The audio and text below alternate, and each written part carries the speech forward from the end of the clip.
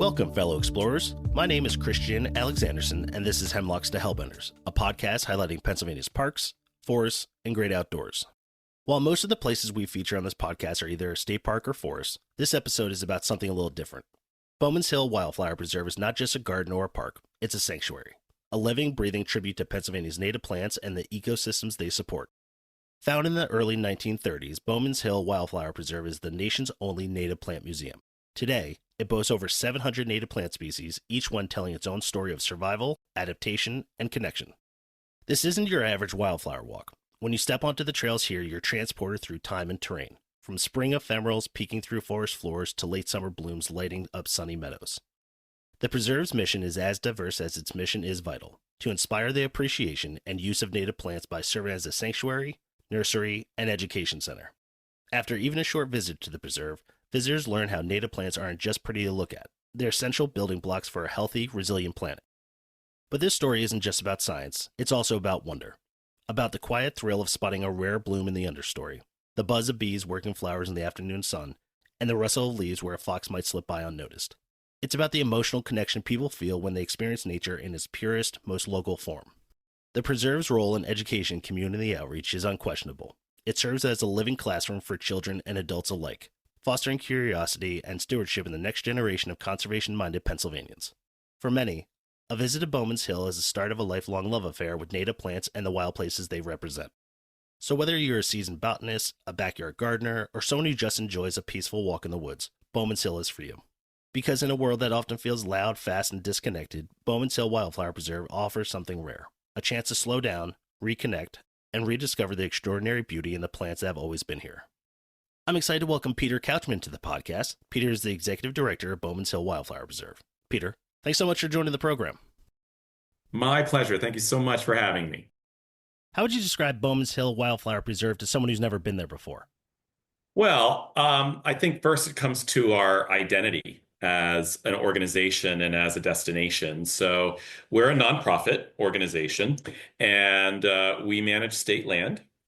The site here, we are located here about 2 miles south of New Hope, Pennsylvania, just off of the Delaware River.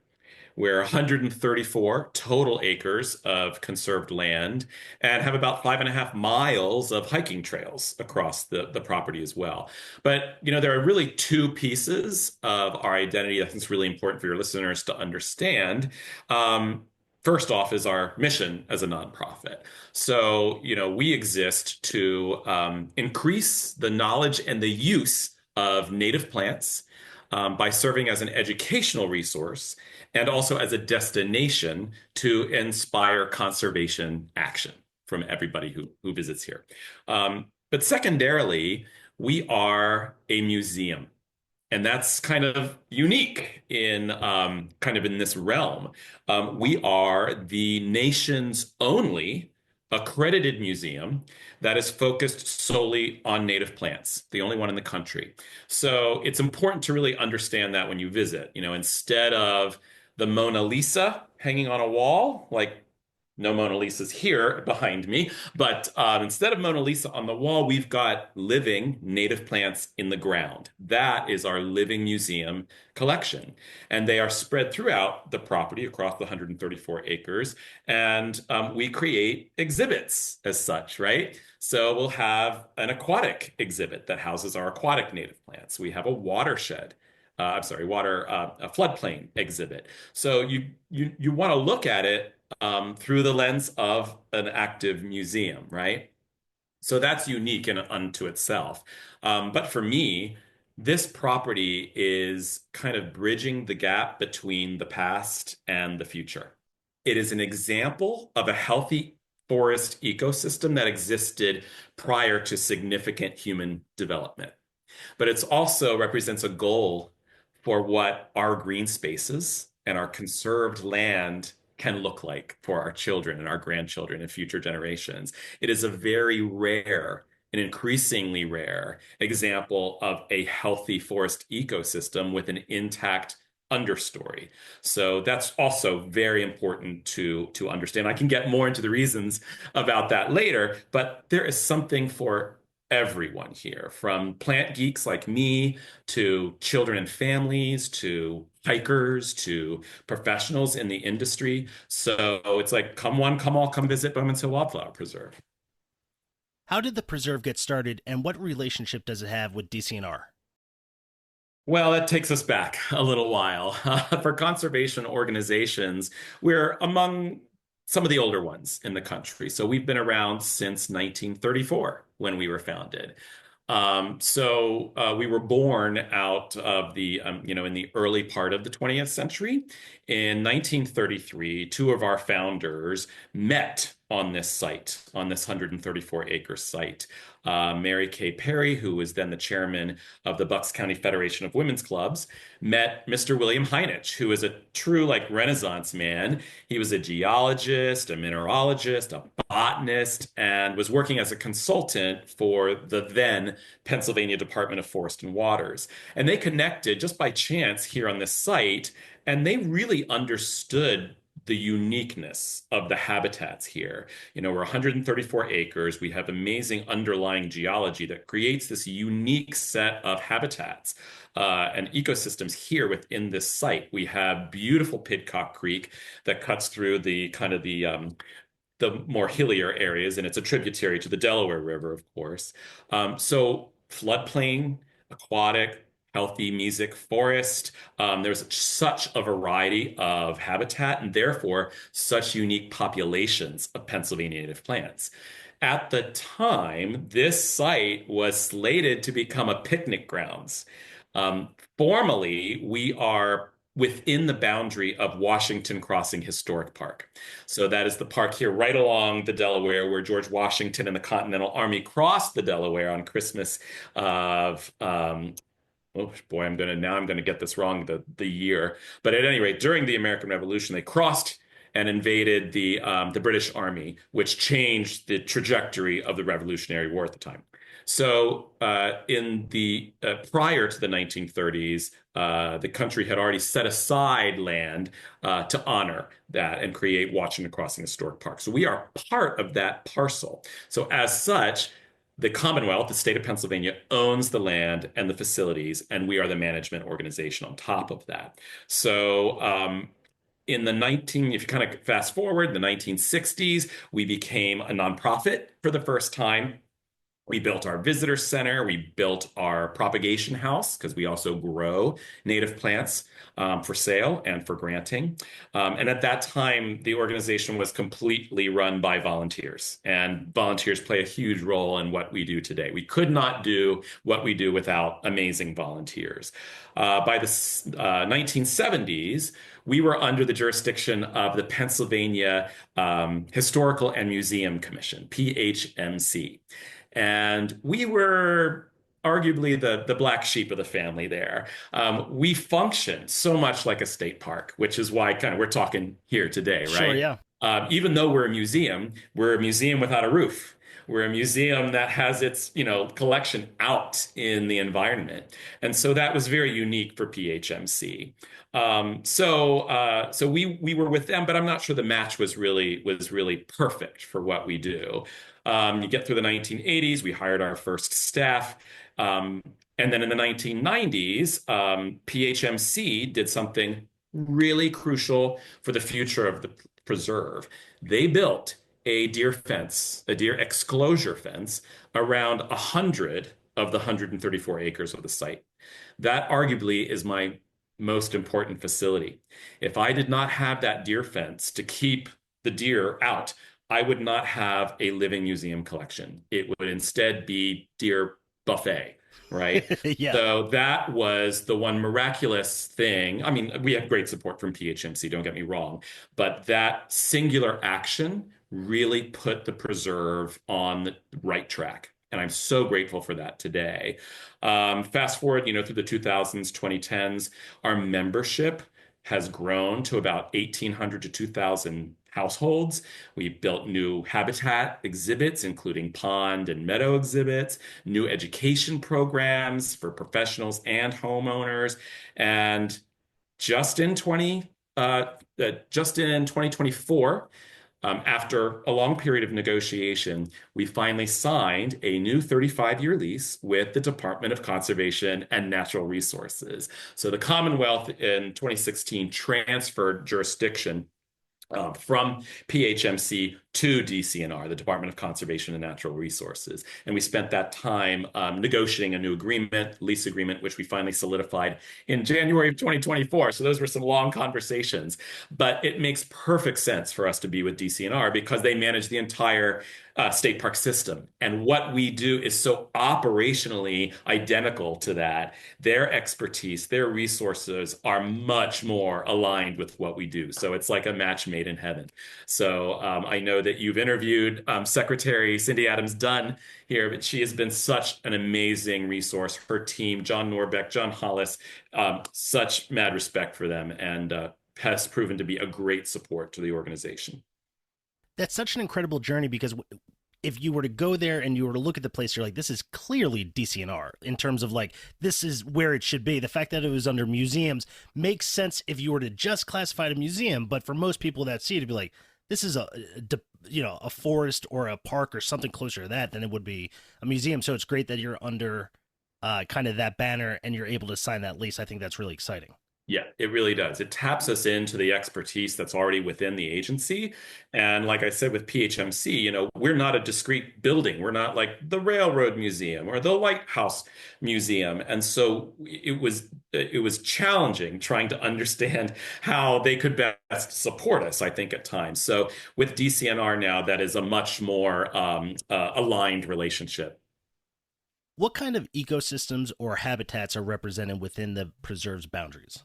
Oh, we have many. As I was talking about kind of our history, the site is so unique in the number of different types of habitats that the site supports, particularly as we have this gorgeous Pidcock Creek that cuts through the property. And we already, we have some great elevation as well. And that's Pidcock Creek being a tributary to the Delaware River, really allows us to have everything from like floodplain habitat, watershed habitat, meadow habitat, healthy mesic forest habitat, aquatic habitat. So, even spending 30 minutes to an hour at the preserve, if that's all you have the opportunity in very short order to get like a full experience of all these different habitats, which each have different species living there.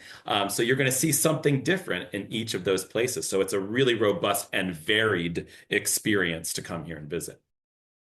How would you recommend visitors explore the preserve?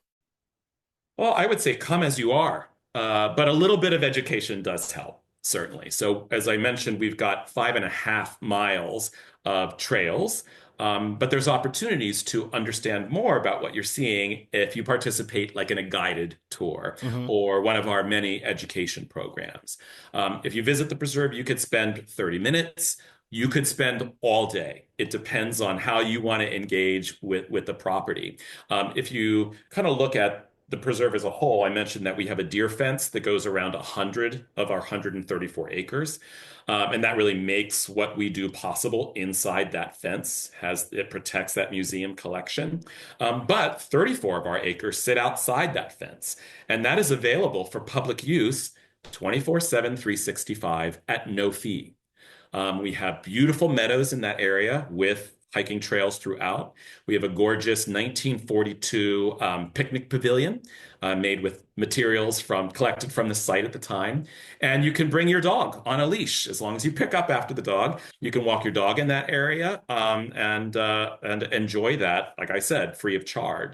But if you'd like to see kind of the deer protected 100 acres, then you'll be able to enjoy more exhibits, more trails. There is an admission fee for that. It takes about 1.2 to 1.3 million dollars each year to do what we do, to protect this land, to invest and protect our museum collection.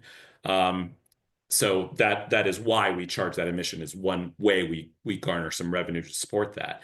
But as always with all the state park systems, best hiking practices apply. Wear proper shoes. Be aware that you might find some mosquitoes, some ticks, other biting insects, stay hydrated. Here at the preserve, we do not allow bikes on our trails. You can bike to the preserve, but you can't take them on the trails. No dogs are permitted inside the fence unless it's a service animal, and no smoking inside the fence as well. So be aware of those things. Stay on the trails. Otherwise, you might be stepping on a museum plant, right? Don't step on the Mona Lisa. And don't harvest material. Don't pick that wildflower to take home. Don't take that butterfly home to pin it on your wall. Save those to participate in the ecosystem in which you found them for others to enjoy as well. But make sure you also shop at our native plant nursery. That is a huge portion of what we do. Our nursery really represents our mission in action. We sell between 33 and 35,000 native plants out to the community every year. Oh, And we wow. provide education on the sales floor, on the marketplace floor, to anyone who comes to shop, whether you buy a plant or not. If you are brand new to the native plant movement, if you are brand new to horticulture, we'll help you out. If you're a professional coming, we can guide you to our plant selection and what we have current in inventory and what's coming up from our propagation houses. So it's a real opportunity to experience education firsthand on the marketplace floor. We've got what we call native garden guides that are volunteers that have a lot of native plant knowledge that can interact with you, help educate you, and help you learn how to bring birds and butterflies, other pollinators into your own backyards, into your friends and family's backyards, so you can enjoy that and yourself contribute to ecological responsibility on your own property. Yeah, my wife and I are now considering meadowing a part of our backyard, and Yeah. that's something we're very interested in and looking into. So that's very exciting that that's something that you offer there. Heck yeah, absolutely. We have two beautiful meadows, meadow exhibits, I should say, Aquatong Meadow and our South Meadow. Aquatong Meadow is only about 5 or 6 years old, so it's a great example of a new kind of transitioning meadow. Our South Meadow is decades old, so that's a very established meadow. And you can kind of see the different plant material in each. It's a different experience going through each of them. I applaud you for moving into the meadow world and wish you the very best. And if you do want to talk about establishing a meadow, we have some great tips for you anytime. Well, I appreciate that. Thank you. What do you love most about the preserve? What do I personally love Yes. most about the preserve? Yeah, this resource is an increasingly rare example of what a healthy ecosystem looks like. It reinforces the concept that native plants are really the basis of healthy ecosystems. So seeing them in their natural habitat is increasingly rare. I'm a plant geek through and through. I came to horticulture, I came to the industry through horticulture. And I came to horticulture in a midlife career change, which isn't uncommon in this industry. And so I'm a plant nerd, 100%. So coming here and learning and seeing these plants in their native habitat is so rewarding for me. I'm a graduate of the School of Professional Horticulture at the New York Botanical Garden, just in New York City. And of course, we had to learn be able to identify thousands of plants just by seeing a leaf or the bark or whatever it is. So I've had that training in my head. And a lot of these native plant species I had learned, academically. I maybe saw one or two specimens in a garden at New York at NYBG at the New York Botanical Garden, but I'd never seen them in the wild. Hmm. And I came here and was seeing entire populations, an acre of trillium, an acre of, half acre of Virginia bluebells in their habitat. I mean, that was so rewarding for me.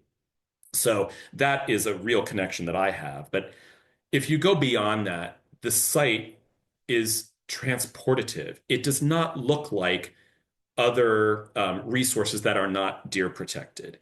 You come here, you're like, wait a minute, why is it so lush here? It's green from the ground all the way up to the tops of the tallest trees, right? So there's this transportative, restorative element as well. In fact, I'll share one small story. I was driving to work. Maybe this is a month and a half ago or so. And I wasn't having a great morning. State of the world, life stress, work stress, family friend stress. I think we're probably all connecting with that level of stress in the world right now, right? So I was admittedly kind of in a downward spiral that morning. It wasn't even 8 a.m. yet, and I'm already in a pretty rough place. And I'm driving down this beautiful windy mountain road right before I get to our front entrance. And as I'm driving through the forest, I see this bird approaching my car. And it's a big bird because it's pretty far away. I was like, oh, it's carrying something white in its beak. And as it got closer, I realized that's not something white in its beak. It's a white head. It's a very large bald eagle. Now, I've seen bald eagles in the wild, but they're like, miles high seemingly in the sky. And I can make out a white dot. Oh, that's a white head. That must be a bald eagle. This bald eagle flew right up the road and over my car, maybe 10 feet above my car. I got so close to that eagle flying in its native habitat. And I pulled over to the side of the road. Of course, I tried to get my phone out to get it. And I was like, no, this is not meant to be on film. This is meant for me to experience in this moment right now. And it's up to me what I take out of it. And it was truly a gift from Mother Nature, the universe, however you want to look at it, that it's still here for me, for us. And that's the connectivity that we all share. And it woke me up in that moment. It got me out of that downward spiral. And I consider it, as I said, a gift from Mother Nature in that moment. Set me great for the rest of that week. That is the power of what the preserve offers to anyone who comes here. Any natural resource is important in that way. So there is a health and wellness component, not just spiritually, emotionally, but also physical well-being is clearly documented by engaging in green space. I mean, your story is a great example of that, doing a 1 mile run in all of these state parks. So there's that connectivity. So for me, that's so important. And when I have those moments, I remember that bald eagle story and I go back to that place. That is what the preserve provides for me. I'll tell you, I was fortunate enough to be able to come to Preserve in 2024, and it was one of those visits of like, I'm not going to do a ton of research. Like, we'll show up and we'll see Yeah. and check it out, which I pretty much do for a lot of things, especially when I want to be surprised. And I was so completely enamored with the space because of what you said. You can go to different sections of this property. Now, if you're thinking about large pieces of property, this isn't it, but it feels huge. You can It feel does. the different sections of the forest of like, this is the meadow area. And it doesn't feel like here's a tiny little section of it. You feel enveloped by it. Or here's the pond next to this beautiful stone house. And you're going through these different areas and you're going down by the creek and you're feeling all these things. And the fact that you can experience so many different ecosystems, habitats, see these different plants, these flowers, these animals, is just so wonderful. That doesn't happen everywhere, even in this Yeah. Commonwealth that has so many special places. Like, you can tell that this place is special among special places. Yeah, I appreciate that, and I completely agree. I think that goes back to the varied exhibits, the habitats, the variable environmental resources we have, from the creek to the slopes to the meadow to the forest. It's like you turn a corner and it's something new, and I think that's contributes to this sense of like vastness, even though it's on 134 acres. People that come here new are like, am I going to get lost on these trails? Well, no, you're not. First of all, they're very clearly labeled. And secondly, there's a very tall fence around the property. You'd have to climb over 10 feet of fence to really get out of here. So you're not going to get lost. But that sense of vastness still kind of follows us as you go through the preserve. So I completely relate to your experience. You spoke about it before, there being 5.5 miles of trails to Yeah. explore. Are there any trails you recommend for visitors to check out? Yeah, absolutely. It depends, I think, on what you're looking for and when you're here, right? So, are you connecting with different, habitat exhibits. Do you want to go see the aquatic plants? Do you want to go see the floodplain plants? Would you rather spend a little time in the meadow? So it depends on what your kind of goals are for what really speaks to you. But the season also plays a huge role in kind of what we recommend when you visit. So springtime, I think, is the high season for the preserve. We get about 75% of our annual visitation just in April, May, and June alone. Oh, wow. Typically, we serve between 30 and 40,000 visitors in a year. And like I said, about 75% happens in 3 months in spring. And that's because we have such a rich offering of spring ephemerals, meaning, like daffodils. If people don't know what an ephemeral is, it's like your tulip, your daffodil. Now, those are non-native examples, but they're ones that most all of us know. They come up in the spring, then they go dormant for the rest of the year. So if you don't see them within the 2 or 3 weeks they're blooming, yeah, you got to wait a year. That's what makes them so unique and so special, right? So our spring ephemerals come up, things like trilliums, wood poppies, Dutchman's breeches, Virginia bluebells.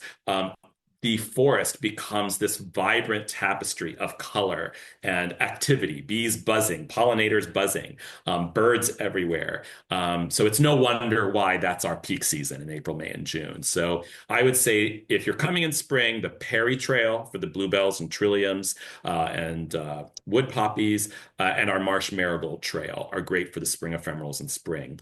In the summer, that's when the meadows start kicking in. The meadows don't really do a lot in the spring. They are more midsummer through fall. So if you're here in the summer, make sure you see Aquatong and South Meadows, but also the forest, Penn's Woods, our New Pond area, because we have such great intact canopy. If you're visiting the preserve in July and August, it's going to be 10 to 15 degrees cooler than downtown Philadelphia, right? It's that urban heat island effect with so much concrete around and very little tree canopy.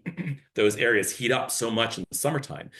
Here, well, actually, they heat up all year round. But here at the preserve, you're enjoying this refreshing, cool walk through the forest in the middle of summer. So forest trails are often really popular at that time.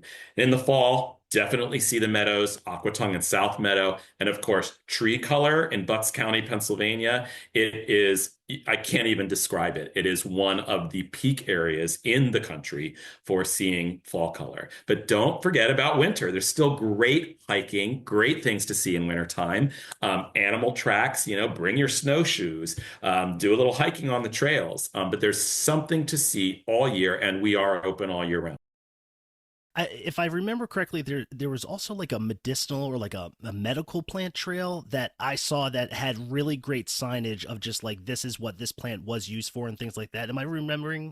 You are 100% right. Yeah, and we just renovated that trail a couple of years ago. So that trail is one of our most popular. I'm really proud of that trail.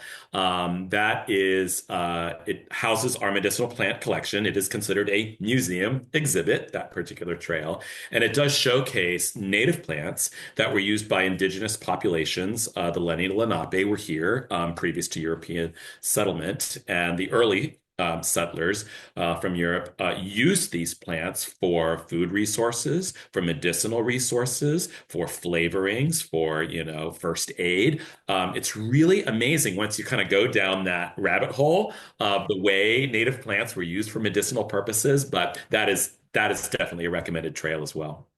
All I think about when I hear stories about what plants were used for what is imagine the people that had to try all of them to figure out which ones are good and which ones are bad. I mean, the fact that that people, enjoy mushrooms and they're like, oh, I know this is not good and this is good, or this is edible and not edible.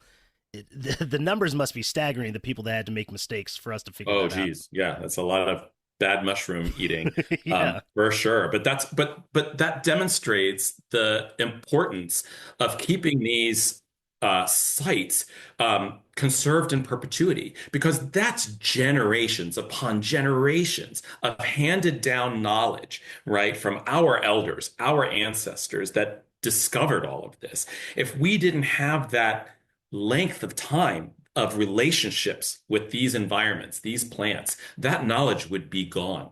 So that's what makes the work that organizations like the Preserve do. It's is so important.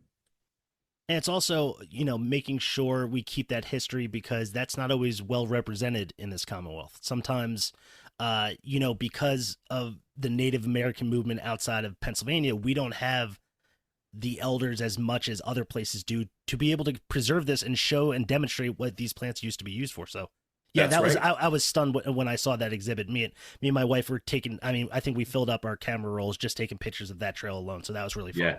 And that's got some great plants on it that I guarantee you some people have never seen before. Yes. And now, let's hear from our sponsors. Join the Keystone Trails Association's Trail Care team to show some love to the trails you love. KTA organizes hands-on stewardship events and training workshops to maintain and expand hiking trails in Pennsylvania. You can find a trail care event near you. Check out KTA's schedule of events online at kta-hike.org. Are you looking for your next adventure? Unlock some of the best landscapes in Pennsylvania with incredibly detailed, highly curated, waterproof trail maps from the folks at Purple Lizard. They create extraordinary maps of Pennsylvania state forests for people who love to explore the outdoors. Find them at your local outfitters, bike shops, and bookstores, or visit purplelizard.com, where your next adventure begins. Pennsylvania's trails are made for adventure, but they don't take care of themselves. Join the Pennsylvania Parks and Forest Foundation as they advocate for trail investments, or roll up your sleeves and join a volunteer day. The foundation and its friends groups lend their voice, time, and skills to keep trails maintained, restored, and kept safe for all to enjoy. From weekend warriors to daily explorers, everyone benefits from the hard work of volunteers who care. Ready to make a difference? Get involved at paparksandforests.org and help keep Pennsylvania state parks and forests thriving. Looking for a way to add some local Pennsylvania flair to your space? Check out Sister Sunflowers. They create unique stickers inspired by small local spaces that make your community shine. From quirky caves to hidden local gems, their stickers bring your favorite places to life. Perfect for your laptop, water bottle, or anywhere that needs a little hometown love. For both locals and visitors, there are stickers, magnets, prints, and more celebrating Pennsylvania's most iconic parks and forests. And for the more avid explorers, there's even a hand-drawn poster to keep track of the Pennsylvania state parks and forests that you've been to. Use the code HELLBENDER15 at checkout to get 15% off your first order. Support local, inspire adventure, and decorate with meaning, only at Sisters Sunflowers. Shop now and celebrate the places that make your town special. All right, back to the show. Why is the preserve's focus on native Pennsylvania plants so important for conservation and biodiversity? Well, if you really think about it, native plants are the basis of ecology, right? They form the base layer of any healthy ecosystem. And when you think about, what is a native plant? Well, it's everything from that little tiny moss you just happen to step on the trail to, the tips of that super tall tulip poplar way up there, right? So you look at it through all of those, levels of the forest. So these native plants and the intact understory that we have is such an important, crucial resource to support the web of life, right? We are a food source. The native plants form a food source for pollinators, a reproductive resource. They are shelter resource for insects, birds, and small mammals. So without native plants as that base layer, no butterflies, not many birds, you have an unbalanced ecosystem. An example of this, for instance, we're in Bucks County, Pennsylvania, just south of New Hope. We have a significant white-tailed deer issue here. In fact, most of the eastern United States does, right? And as I was saying earlier, arguably my most important facility here is that deer fence that surrounds 100 acres, right? So, in fact, to illustrate that, our New Hope did they always monitor the deer population because it's a real health and safety issue. Prior to European settlement here, the ecosystem supports healthily 10 deer per square mile. In 2019, New Hope Solebury, our municipality, counted 179 deer per square mile. And that's not even the peak. Yeah, it was I more than bet. that in previous years. So that tells you how out of whack that balance is. That is absolutely unbalanced. And that is due to human development. By building as we have, we've created more habitat for white-tailed deer than they had originally. Forest edges are where they tend to be favored. So 179 deer per square mile versus 10 is what can be sustained. So if we did not have, and protect the native plant layer, we risk that unbalance spreading beyond just the white-tailed deer issue, right? Invasive plants, invasive pests, invasive diseases. So native plants are crucial for creating healthy ecosystems in our country. Does it feel a little strange for you to be surrounded by so many invasive plants, then all of a sudden go to this little paradise of where there's so many native plants? I mean, you can't Yeah. drive anywhere in the Commonwealth without seeing kudzu, and I mean, just so many invasive species that the fact that you are surrounded by that, but then you get to come to work to this beautiful little place, it must feel odd to be able to see something so ancestral in Pennsylvania and then be surrounded by so much that is not ancestral. You're absolutely right. And you just touched on one of the major pieces of operations that we do here. This is part of why it costs 1.2 to 1.3 million dollars to operate this, because a lot of what we do is invasive weed management. We've got some real aggressive non-native weeds that come into our area. And anyone who gardens here as property, gets this, right? Um, Porcelain berry, mile-a-minute vine, Japanese knotweed, Japanese stiltgrass, pears, calorie pears, multiflora rose. I mean, the list goes on and on and on and on. And when they move into an area, they take over environmental niches, habitats that and displace our native plants. So if you've ever, stiltgrass, for example, stilt grass gets what, 6, 12 inches tall. It's not a tall plant, but if left unchecked, it will cover the entire ground, 4 acres, and prevent any other plant from growing except Japanese stiltgrass. So yes, oh look, I go into the forest, I see acres of Japanese stiltgrass, and if I weren't educated in this, oh, that looks so lovely, so lush, so green. Well, it does, but there is no native plant in there to be seen other than some trees. So there's no resource for our native insects, our native birds, right? Imagine us as humans going into a grocery store to get our food for the week, our groceries for the week, so we can make food to feed our families. What if that grocery store sold nothing but cotton candy? That would not be something that wouldn't be where we would want to shop. We try to find someplace else to shop. It So would that make is my kind of nieces very excited, but I think that's about it. exactly. She'd be excited for one visit, and then Yeah, she'd yeah, leave that getting very sick and heading home, right? yeah. So look at that through the eyes of a migrating bird that's coming from, South America up to Canada. They're flying along the East Coast. They need a place to stop, rest for the night. They're starving. They're expending all this energy. And the only thing they have to eat they've got to find stuff in the middle of green spaces that have nothing but non-native invasive plants, right? There's no food there. There might be a little shelter. There might be some water. They might be able to build a nest somewhere, but how do they feed, right? When we talk about my education manager put it really well recently at an education program that, chickadees, you see them at your bird feeder, right? The adult chickadees.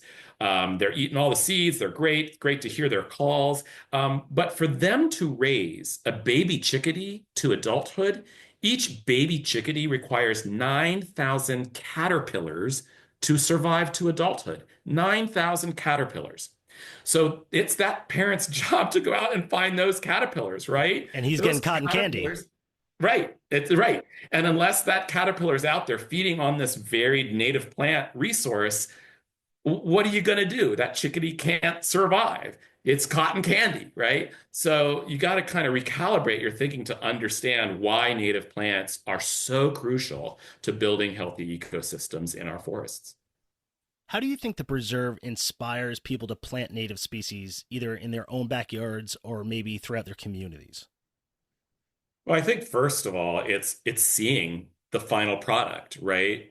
Your visit here, you remember that today. You were here a year ago and you still remember that experience today. So seeing it firsthand is step number one.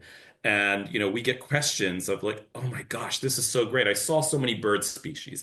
I saw, 10 different butterflies while I was here. How can I do that in my own backyard, right? And if you've ever been to Bucks County, there's beautiful properties here that are acres and acres in size. And so seeing it as lived experience is so crucial. Um, but there's also a wealth of inspiring educational programs as well to show you how to do that. And they are, in person, they're virtual, they're hybrid. So no matter where you are, you can engage with educational resources here at Bowman's Hill Wildflower Preserve. But also that native plant nursery I was talking about. We sell 33 to 35,000 plants each year, native plants. Um, that's a huge point of education and being able to source those native plants that will produce those results on your property. So we're not only showing you native plants in their native habitat, we're growing them and selling them for you to take home so you can do the same thing on your own property. There's education here available for you and whatnot. So, taking those back, plant those native plants in your yard and watch what happens.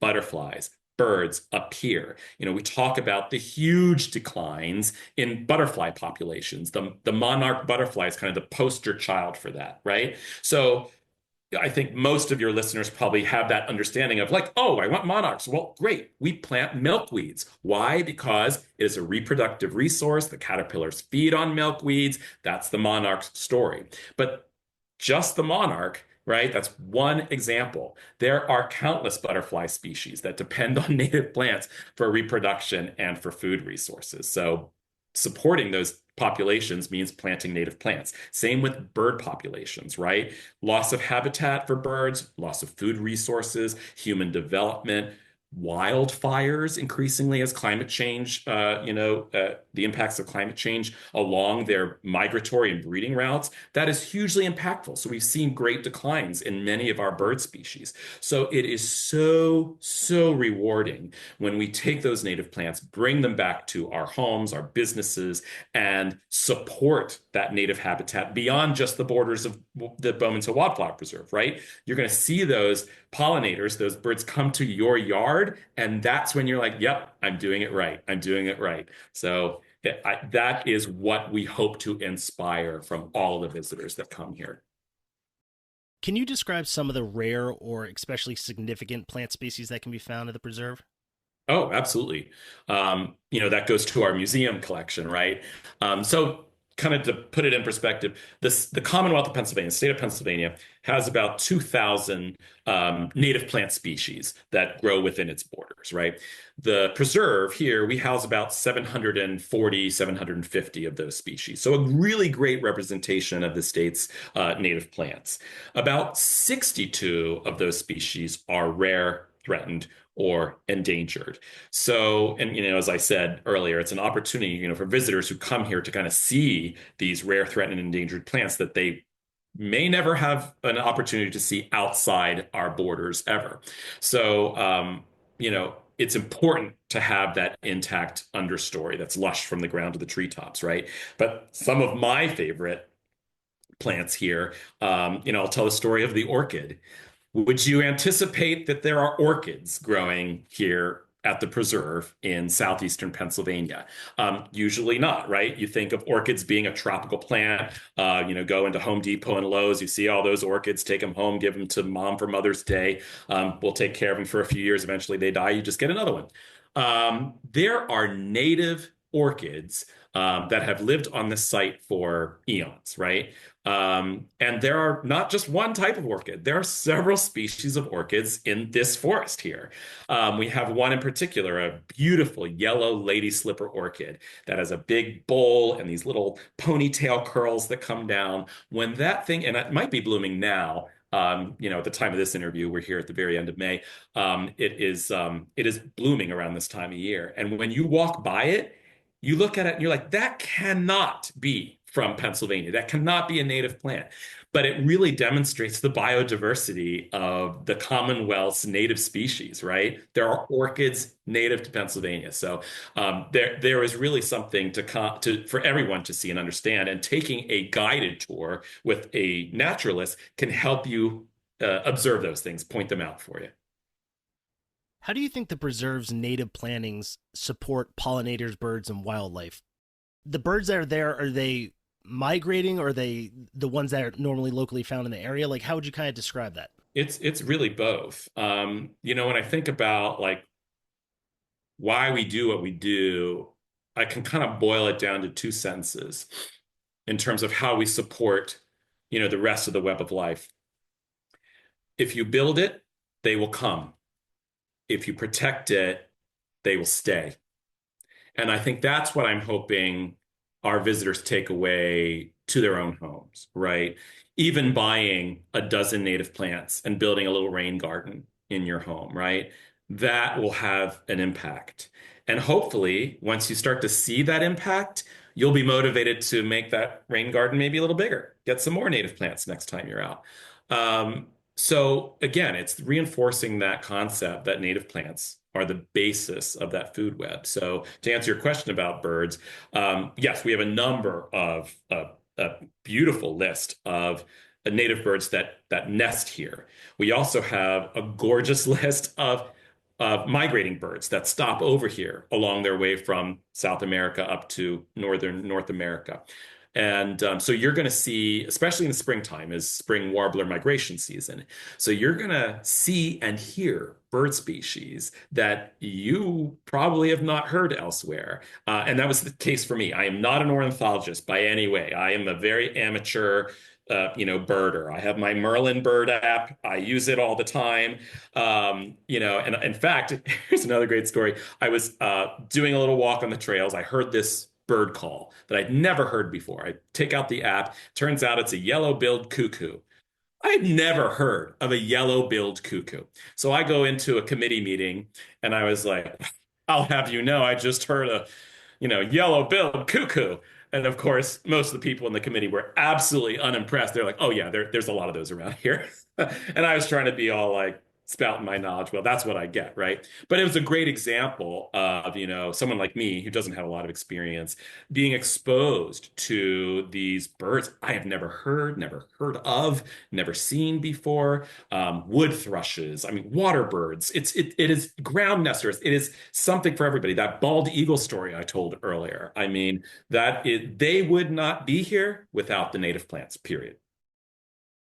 Is there something everyone should experience when they visit? Yeah, shop at our native plant nursery. Learn about native plants there, see what they are doing in our property, and take them home with you. That is the power of what we do. Take what we do at the preserve to your own home. So definitely native plant nursery. For me, there's also some aesthetically beautiful spots on the preserve, which I'm sure you'll remember. But probably our biggest Kodak moment is, I just dated myself. I don't think Kodak moments exist anymore. Your biggest selfie spot is the Stone Arch Bridge that goes over Pidcock Creek that dates to 1933. Beautiful, beautiful spot and great popular spot for weddings there as well. But that is one of my favorites. Our New Pond exhibit houses our aquatic plant collection, and there's always a great deal of fun critters over there. Turtles, frogs, tadpoles, yes, some snakes, so be prepared to see some snakes over there as well. The meadows are so stunning when they are in season from summer to fall. And you can see so many butterflies there, an amazing array of bird species. We also have bat boxes there. So the meadows are great. But kids and families have a rich set of experiences here as well. We have a few discovery and play areas, one called Sycamore Hollows, one called the Rot Plot, Recycle Our Trees. So there's great discovery play as well. So something for everyone. But those are my few call outs. You kind of mentioned the preserve features several historic elements for visitors to see, including the bridge. Can you tell us about the log cabin and the Captain James Moore Pavilion? Yeah, sure. Well, the Captain James Moore Pavilion I mentioned earlier, that's on the lower portion of the park that sits outside our gates. So that's open 24/7, 365. That was built in 1942 to honor Captain James Moore, who supported the Continental Army by crafting boats that helped them cross the Delaware. That was dates back to 1942 and is now the nerve center of our special event and wedding rentals. So you Usually there'll be a ceremony somewhere in the woods, and then they'll have the big party and reception in the Captain James Moore Pavilion. But the log cabin you mentioned, this is one of my favorite spots, as well as the Stone Arch Bridge. Previous to the preserve being founded in 1934, we were the site was the beneficiary of great work done by the Works Progress Administration and the Civilian Conservation Corps, the WPA and the CCC in the early 20th century. So those organizations built the Stone Arch Bridge in 1933, and then the American Chestnut Log Cabin in 1935. And I'm sure many of your listeners will know that American chestnut is now extinct. In the wild, there might be a handful of mature specimens that survived the plight of the early 20th century. But that log cabin is a standing example. It has such a rich story to tell about what invasive pests and forest management looks like, right? It's approaching age of 100 years. And so that log cabin is in dire need of restoration. And we've done a study to understand, what we need to do, but where are you going to find American chestnut logs to replace rotting chestnut logs that we have in the structure here? And there are ways to do that, but that's a big investment. So it's important to preserve these facilities that really tell an amazing story about ecology and about forest health and about the history of our state. What kinds of educational programs, tours, or workshops do you offer? That was one of the big regrets that I had when I visited. We just didn't have time. I think we saw 9 parks that weekend, and then we also saw the preserve. So it was like trying to fit that in. It was just one of those that we're not going to have enough time. But there were a couple that seemed really interesting. Do you have a couple favorite that you would want to promote? Absolutely. There's something for everyone, no matter your age, your experience level. We have programs that are catered to, everyone from a novice coming into this all the way up to a professional, right? So as I said, it's a combination of in-person opportunities, virtual opportunities, and some that are both hybrid. Diverse offerings for children, families, adults, professionals. And we also offer many classes with continuing education credits. So if you're a landscape architect or another professional in the industry, you can get those requirements met for your licensure on an annual basis. But some of my favorite programs, I'll call one of my most favorite is our naturalist program. That is a set of education programs that run for about a year. And once you complete the full roster of those programs, you are a certified preserve naturalist. You learn all aspects of conservation and preserve specific things. You get a great education on native plants and the ecology of native plants, relation to the food web, the underlying geology, watershed management, healthy water habitat, different habitats, including forest, meadow, watershed, and the history, including all the way from the geological formation of this site up through, indigenous populations, their connection, medicinal trail we talked about earlier, through European settlement, right? So that naturalist course, I think, is probably like the gem of our offerings. But we have several series as well: Thursday Night Nature, Winter Lecture Series, Knowing Native Plants, or some series. I'll also point out our Land Ethics Symposium. This year will be the end of August, returning to in-person after being virtual for a few years because of COVID. That is like a full-day symposium. We bring in like nationally renowned experts on ecological responsibility, and we do offer rich continuing education credits for that as well. But there are community events across the year, some geared towards children and families. One called Preserve at Play at the end of June every year for children and families. We have a music event at the end of October in the meadow, which is a lot of fun. Early evening, bonfire, cook some marshmallows. And then our raucous nursery season opening early April of every year that kind of kicks off our sales season with our native plants. But health and wellness programs, I mean, I could go on and on. There's miscellaneous programs. We have a great, very popular raptor program every year. We just finished a rain barrel workshop. So no matter your experience level or area of interest or level of expertise, there's something here for you. What are the biggest challenges you face in maintaining the preserve and protecting its plant life? What are the challenges? How much time we got on this podcast, man? Well, any nonprofit organization, we depend on funding to do what we do. And so we have to earn 1.2 to 1.3 million dollars every year to keep this preserve going, for the benefit of the public, right?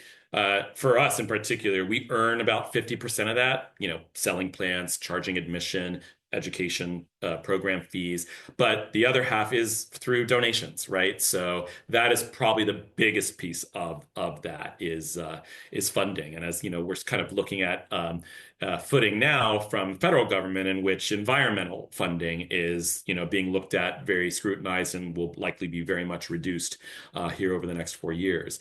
But second to that is, of course, the impacts of climate change. We are just in this region of Pennsylvania, we are finally getting out of the longest drought in the state's recorded history since early on in 2024. So we're seeing impacts on that, right? But it's not just that. Flooding. In this part of the world, we are seeing increasingly large storms coming through that dump a lot of water in a very short amount of time. Hurricane Ida that came through in 2021 did a huge amount of infrastructure damage to the site. And just within a couple miles of the property in 2023, a family was killed by a flash flood that swept their car off the road. And so these are increasingly prevalent and a direct result of climate change. But as we see these warming temperatures, it's also impacting our forest ecosystem. Species migration is an issue here for us. So I'll take one example, sugar maples, right? We're all familiar with sugar maples. We tap them, we make maple syrup. Those trees were, here in huge numbers, right? But they typically like a very cold winter. Right, we tap them in late winter when the sap is starting to flow to get the maple syrup. They are no longer kind of welcome here because of the warming temperatures. So we are seeing a decline in sugar maple populations. Meanwhile, species that were historically had populations a little south of here are moving into this region in increasing numbers. The umbrella magnolia, Magnolia tripetala, is coming in larger numbers now because the climate is now becoming more favorable for them. So the structure of the forest is shifting. So that's a big issue. And also, lamenting the loss of government-supported programs to combat causes and the impacts of climate change, right? So climate change is a big issue for a lot of organizations like me. And that contributes to invasive pests. We just talked about invasive weed management, but that's not just the weeds. It's invasive diseases. It's invasive insects, emerald ash borer. I'm sure so many of your listeners are dealing with the impacts of the ash decline, right? And right now we are observing beech leaf disease. I don't know if you've heard of that, but that is something that has just crept up. 3 years ago, I'd not heard of that. Now it's almost every beech on this property is impacted by beech leaf disease. So trying to understand, what does forest stewardship look like when you're looking at what could possibly be near extinction events, right? Hemlocks with hemlock woolly adelgid, ashes with emerald ash borer. So now beeches with beech leaf disease. So that is a real issue. Deer population is a serious threat to health and wellness to all in our community. But also frankly, it's a lack of understanding from our community to understand what is climate change. And there's a lot of climate change misinformation out there. And there's been a shift, I think, in the role of science in our community and understanding that climate change is scientifically documented, right? There's been a lot of research out there. Whether you pay attention to that or honor the results or not, that research exists. So I encourage everyone to find reputable resources and honor the science behind it. And it's an awareness of what we can each do as individuals to have that cumulative effect to combat climate change. But those are, the threats are many. And that makes organizations like ours, the state park system here in Pennsylvania, so important, and education through that as well. What do you hope people take away from their visit to Bowman's Hill? It's how do I do this at home? How do I take the mission of Bowman's Hill Wildflower Preserve and enact that on my own property? Um, I bought a home here in 2022, um, and it was a blank slate. Uh, I had one pear tree which was dying. That was the only tree on the property. Otherwise, it was just lawn. So I had to quickly get to work. And a lot of what I put in are native plants. And I put trumpet honeysuckle, native honeysuckle, on my front porch. I bought them from here at the preserve. I put them in fall of 2022, and within 2 years, it covered half of my front porch, which is exactly what I wanted. And within a year, I went outside and I saw two hummingbirds flitting all around. And I can enjoy those hummingbirds from my living room window. And that was the first sign I was like, I'm doing the right thing, man. Like this is exactly what I wanted to see and how rewarding that was. And so I'm going. I'm keeping on going, but I'm taking a little piece of the preserve's mission and I'm bringing that to my own property. And that is what I would like everybody who comes to the preserve to take away is how can I do this on my own property and bring what the preserve is trying to do outside of its own boundaries. How can visitors support your mission other than bringing the plants home? Is it volunteering? Is it attending? Is it signing up for workshops? What do you think it is? Absolutely. It's come by, see what we're doing firsthand. Let it inspire you. Take an education class and consider getting involved. We could not do what we do without the help of volunteers. We have 300 plus volunteers on our roster that give us between 10 and 12,000 hours of volunteer work a year. Do you know how many full-time staff that is in a year, right? I could never afford to do that. So volunteer, become involved, support a special event, come to a fundraiser, support the organization, become a member, donate to the annual fund, help provide the resources that are so important for us to do our work, right? To do our operational everyday work for your benefit, for their benefit, for our children, our grandchildren's benefit, all the future generations. Get involved, learn, and come by and visit. Do you have any tips for people who plan on visiting the preserve or any suggestions to make their visit as enjoyable as possible? Oh, yeah, for sure. Consider a guided walk. It's something to come here, enjoy the 5.5 miles of trails, but when you're walking that with a naturalist who's pointing out these things to see, the plants themselves, the relationship to the bird that just flew by, the hawk in the sky, the fox that just dashed across the trail in front of you. Guided walks are really wonderful in that way. They're offered Friday through Sunday and holiday Mondays at 11 a.m. and 2 p.m. if a naturalist is available. You can always call and check before you visit. Check out the native plant nursery. Take some plants home with you, give them a try, get some education on the marketplace floor. Um, Take lots of pictures. Go do your selfies, man. Get in the meadow. Go see Pidcock Creek. Of course, best hiking practices, as I kind of went through earlier, wear proper shoes, stay hydrated, look out for ticks, stay on the trails, no pets, no bikes on trails, all of that, no harvesting, respect what you leave it for others, right? Don't litter, all of that normal stuff too. But visit, learn, take stuff home with you. Where can visitors go to learn more about the Wildflower Preserve? Well, first and foremost, go to our website, bhwp.org, O-R-G. Check us out on social media. We're on Facebook at Bowman's Hill Wildflower Preserve, Instagram as well, same handle, YouTube, same handle. We're on LinkedIn as well. You can always email us if you have any questions at bhwp@bhwp.org and give us a call, 215-862-2924. We're here for you. Peter, I want to thank you so much for talking to us. We really appreciate it. Christian, it's absolutely my pleasure. Thanks for coming to visit us, and thank you for the opportunity to share what we do with your community. We're so excited, and we're honored to do what we do in this little corner of the Commonwealth, and we can't wait to see you all back here.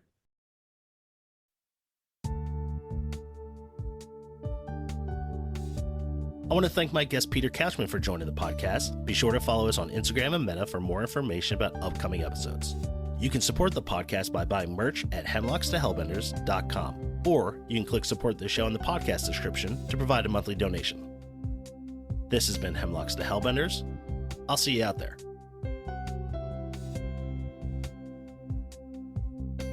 Hosting, production, and editing by Christian Alexanderson. Music by John Sauer. Graphics by Matt Davis.